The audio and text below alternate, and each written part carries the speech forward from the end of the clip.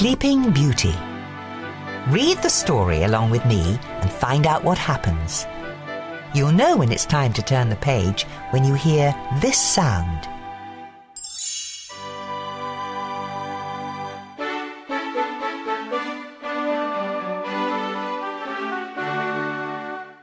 Long ago, there lived a good king named Stephen. For many years, King Stephen and his queen wished and wished for a child. At last, their wish came true.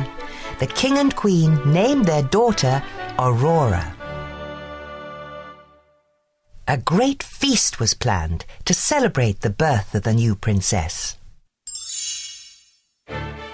Everyone in the kingdom came to the feast. King Hubert arrived with his son, Prince Philip. The two kings decided that one day Philip and Aurora would marry. That way our kingdoms will always be united, King Hubert told his son. 3 good fairies came to the feast. Each had a special gift for the princess. Flora waved her wand. I give you the gift of beauty. My gift shall be the gift of song, said Fauna. And my gift, began Merryweather. Suddenly, a blast of wind blew open the castle doors. A bright flame filled the room. Then the wicked fairy, Maleficent, appeared from the flame. You did not invite me to the feast, King Stephen, but I too have a gift for the princess. Maleficent pointed at the cradle. Before the sun sets on her 16th birthday, the princess will prick her finger on the spindle of a spinning wheel, and she will die. Seize that creature, shouted the king. But Maleficent disappeared in a cloud of smoke. Luckily, Merryweather still had her magical gift to give. The good fairy could not undo the evil spell, but she could soften it. Merryweather waved her wand. Sweet Aurora, she said, not in death, but just in sleep, the fateful prophecy you'll keep.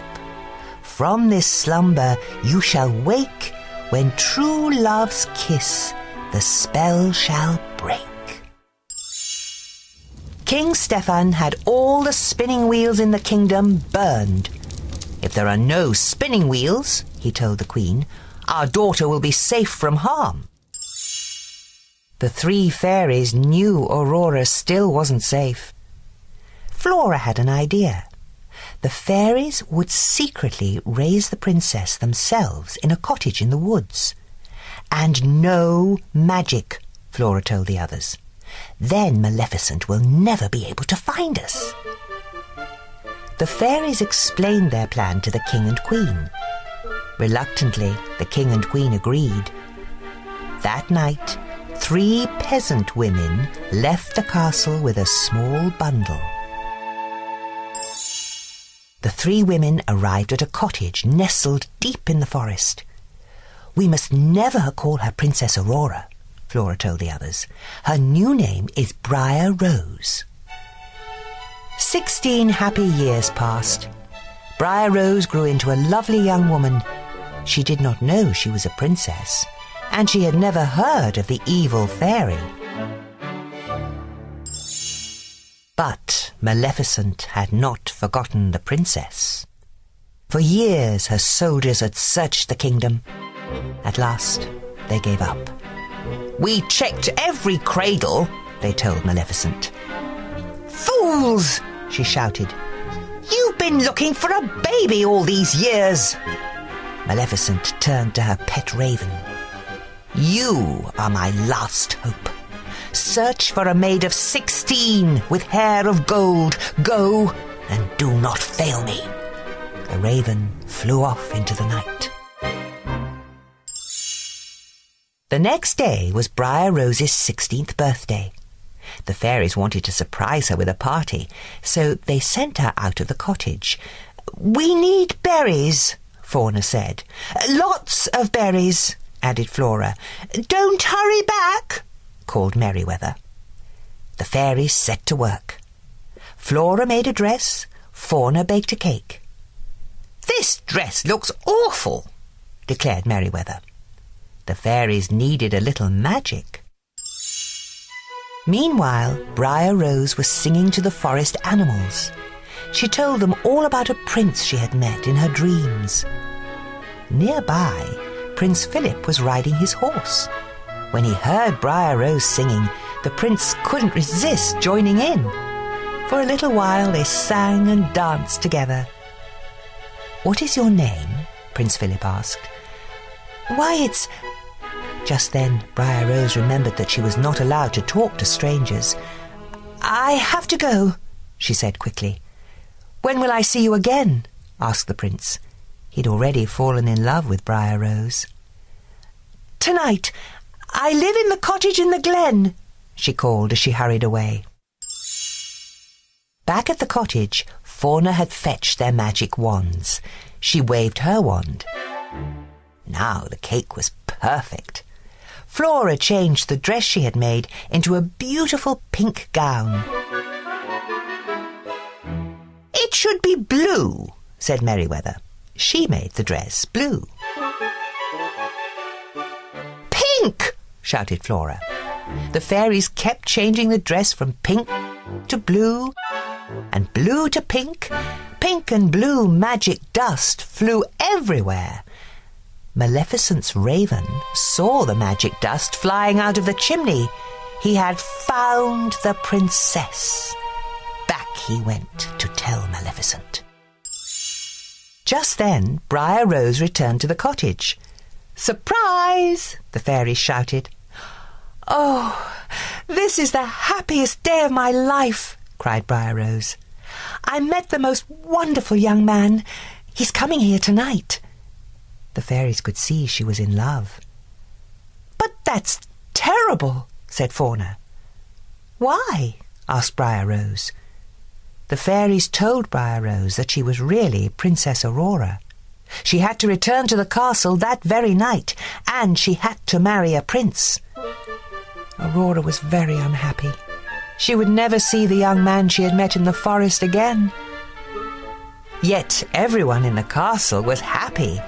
King Stephen couldn't wait to see his daughter, and King Hubert couldn't wait for her to marry Prince Philip. When they arrived at the castle, the fairies left to fetch the king and queen. No sooner had they gone than a magic ball of light appeared. Aurora followed it up the stairs to a small room. Maleficent was waiting for her with a spinning wheel. Aurora had never seen a spinning wheel before. She reached for the spindle. "Touch it," Maleficent hissed. Aurora touched the spindle and fell into a deep sleep. The three fairies had been searching for Aurora. They found her lying on the floor, fast asleep. The fairies placed the princess on a bed. "She will sleep until she is kissed by her true love," sighed Flora. "Perhaps he is the young man she met in the forest." "He was coming to the cottage tonight," remembered Merryweather. "Let's meet him there," said Flora. "But first, let's put everyone in the castle to sleep.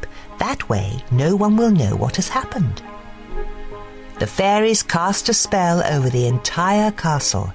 Soon, everyone was fast asleep. Prince Philip had already arrived at the cottage. He had decided to marry the girl he had met in the forest instead of Princess Aurora. Maleficent's soldiers were waiting for him. They tied up the prince and brought him to the Forbidden Mountains. Maleficent told Prince Philip that the girl in the forest was really Princess Aurora. She was sure he would never escape to wake his sleeping beauty. But the three fairies realized what had happened. They sneaked into the dungeon and freed the prince. "Take this magic sword and shield to protect you," said Merryweather. The prince set off to rescue the princess. Maleficent tried to stop him. She raised an enormous hedge of thorns around King Stephen's castle. But Prince Philip hacked his way through the thorns. The evil fairy was furious. She transformed herself into a fire-breathing dragon and tried to destroy the prince. Luckily, the magic shield protected him. Finally, the prince saw his chance. He threw the sword at the dragon's heart. That was the end of the dragon. And the evil fairy, too. The prince entered the palace yard. Everyone was sleeping. He raced up the stairs to the tower. He found Princess Aurora asleep on the bed. As soon as he kissed her, Aurora's eyes opened. The spell had been broken. Everyone else in the castle woke up too. The king and queen were very happy to see their daughter, and King Hubert was very happy to learn that the prince and princess were in love. The three fairies watched as the young couple danced across the floor. "I just love happy endings," sighed Fauna. Flora and Merryweather couldn't have agreed more.